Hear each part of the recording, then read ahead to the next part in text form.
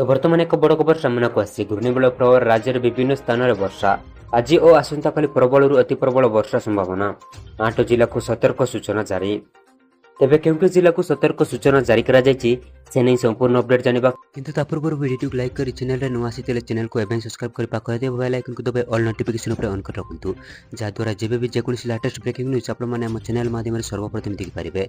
चलंतु dairy नकरी खबर ऊपर नजर पकाइबा। बंगोपसागर घूर्णिबल प्रभाव राज्य में विभिन्न स्थान में जारी रही वर्षा।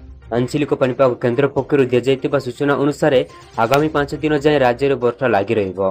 प्रबल वर्षा सह विभिन्न स्थान में बिजुली गड़गड़ी एबार संभावना रही। विशेषकर आज और आसंता काली प्रबल और अति प्रबल वर्षा नहीं आकलन करिछि पाणीपाग विभाग। गतकाली 8 जिला को प्रबल वर्षा नहीं सतर्क सूचना जारी करा जायतिला। मालकानगिरी और कोरापुट जिले में प्रबल और अति प्रबल वर्षा होइतिला।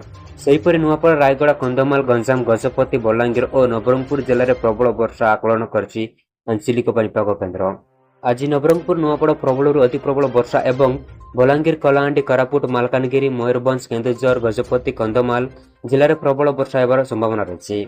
सेहीपरि 29 तारिख राज्य 7टी जिले में प्रबल वर्षा नहीं सतर्क सूचना जारी करा जायछि। बस पाणीपाग विभाग लाटेस्ट अपडेट आगक पाणीपाग विभाग सठिक सूचना जानापी आम चैनल सहित जोड़ी रुहतु। चैनल को एबे सब्सक्राइब करी पाखरे दिवा बेल आइकन को दबाई ऑल नोटिफिकेशन पर ऑन कर रखंतु जहाद्वारा जब भी पाणीपाग विभाग सठिक सूचना आपण माने आम चैनल माध्यम सर्वप्रथम देखि पारिबे। ब्यूरो रिपोर्ट ओडिशा सतर्क टीवी।